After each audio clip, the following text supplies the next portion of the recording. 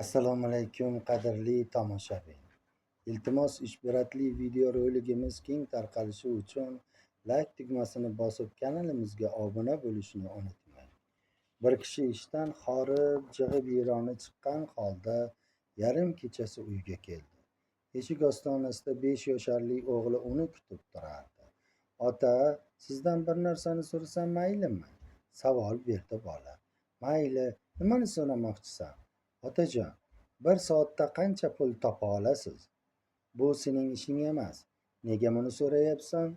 "Shunchaki bilgim kelyapti. Iltimos ayta qoling, bir soatda qancha pul topasiz?" "Shunchalik bilging kelayotgan ekan, mayli ayta qolay. $20 topaman." Dedi bola boshini g'am qilib bir zum o'tmay yana so'ray boshladi. "Otajon, menga $10 qarz berib tura olasizmi?"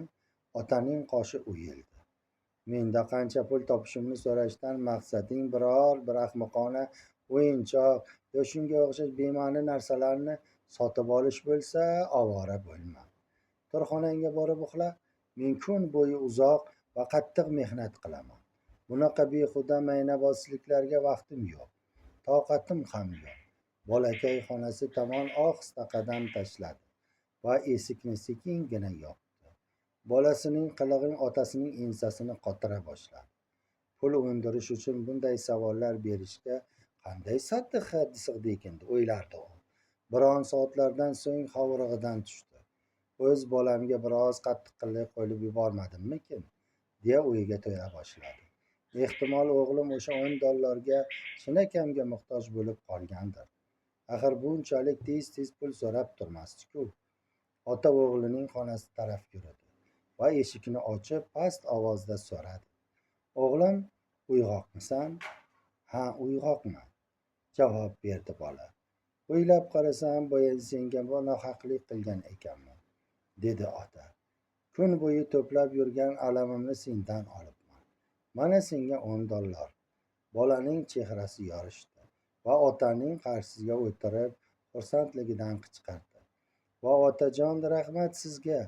Bola yostig'ining tagiga qo'lini tiqib ozroq mayda pullarni chiqarib oldi. O'g'lida pul borligini ko'rib otaning yana jahli chiqa boshladi. Bola pullarning jamlab sanadi-da otasiga nazar soldi. "Shuncha puling bor ekan, nega mendan shuncha so'raysan, bolam?" ovozini ko'tardi ota. "Chunki o'zimni yetarli emas edi. Hozir esa to'ppa-to'g'ri bo'ldi", javob berdi bola. "Ota, mana menda $20 pul bor. Bir soatingizni sotib olib qolay. Bu vaqtni men bilan o'tkazing." Azizlar, ish bilan band bo'lib, farzandlarimizga mehr berishni unutmaylik. Ular ham bizning mehrimizga zordirlar. Do'stlar, videoroligimiz yoqqan bo'lsa, like va podpisatsiya tugmachalarini bosib qo'yishni unutmang.